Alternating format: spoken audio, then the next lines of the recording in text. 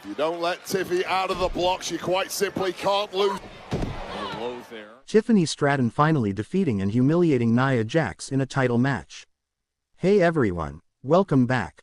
Today we've got some truly surprising and heartwarming news from the WWE Universe. In a world where dominance is rarely challenged, one woman dared to defy the odds. The WWE Universe watched in awe, horror, and eventually, jubilation, as the self-proclaimed center of the universe, Tiffany Stratton, pulled off the unthinkable. Tonight, we take you through the chaotic buildup, the brutal confrontation, and the humiliating downfall of Nia Jax, at the hands of a blonde bombshell who proved once and for all, she's not just pretty. She's powerful. The setup. Raw after Backlash.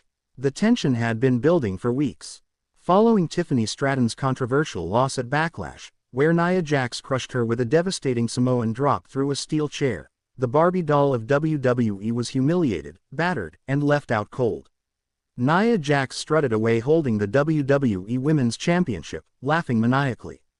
But Tiffany didn't stay down. On the very next Raw, she showed up, bruised, bandaged, and still glowing. "You may have beaten me, Nia," she said, stepping into the ring with that signature smug grin. "But you didn't break me. And sweetie, when I'm not broken, I'm dangerous." The crowd erupted. Love her or hate her, everyone had to admit, Tiffany was fearless. The mind games begin. Over the next several weeks, Tiffany took a psychological route. She didn't come charging at Nia Jax with rage, she played her like a fiddle.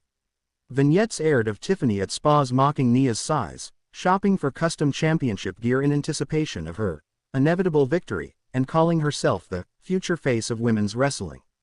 Nia Jax didn't take it lightly. On SmackDown, she stormed Tiffany's backstage photo shoot, flipped over tables, and screamed into the camera. "You think this is a joke? I'm going to end your career before you ever get that rematch." But WWE management had other plans.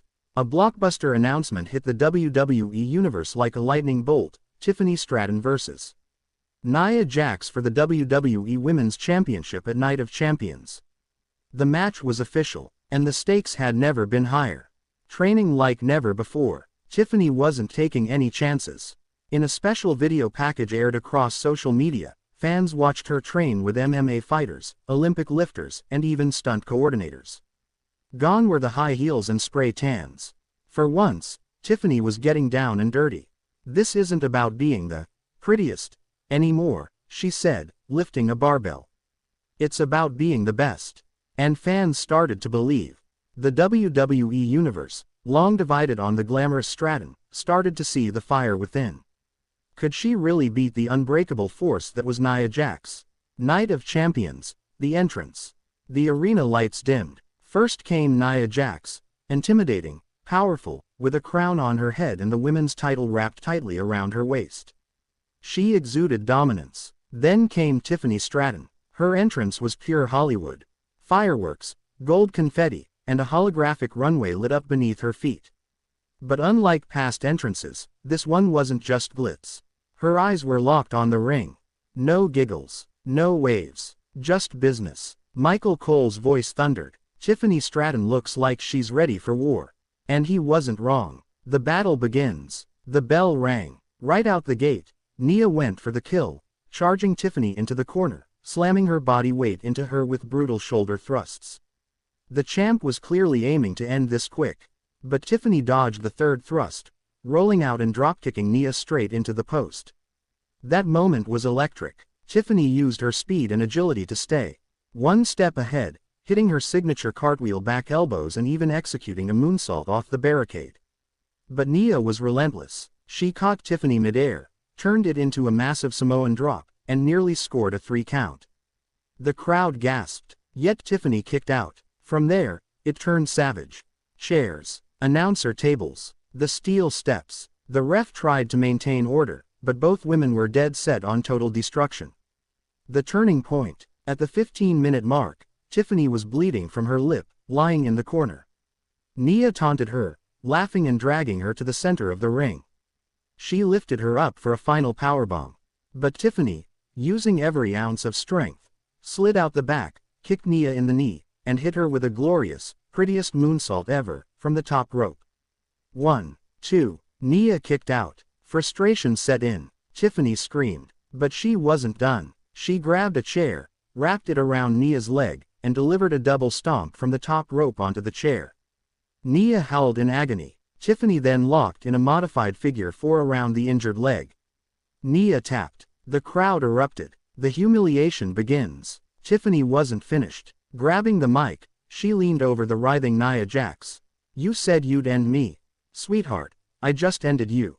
She then ordered a production crew to lower a massive pink Tiffany Epiphany banner over the ring. With Nia still on the mat, Tiffany stood over her, holding the women's championship high above her head. A rain of pink glitter fell from the ceiling. The crowd chanted, "You deserve it." For Nia, it was the most humiliating moment of her career. Backstage fallout. Backstage, cameras followed Tiffany as she strutted through the hall with the title over her shoulder. Superstars lined the hallway, not just clapping, but genuinely stunned. Becky Lynch nodded with respect.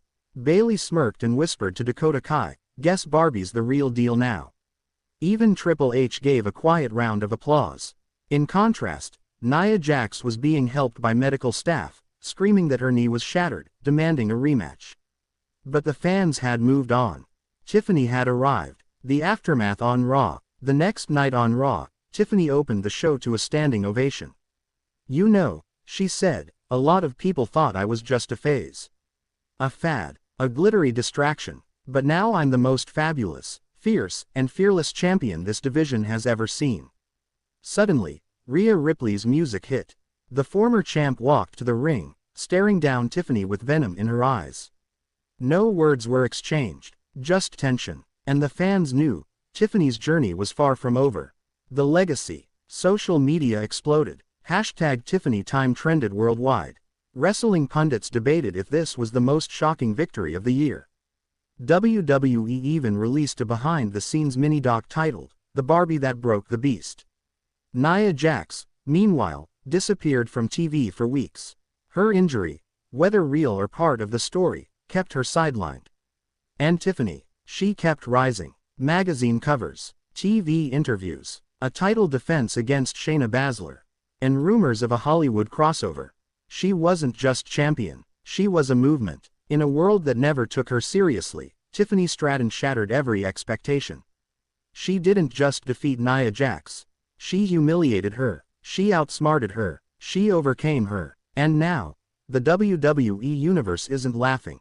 They're watching. They're waiting. Because if Tiffany can take down a monster like Nia Jax, then no one, absolutely no one, is safe.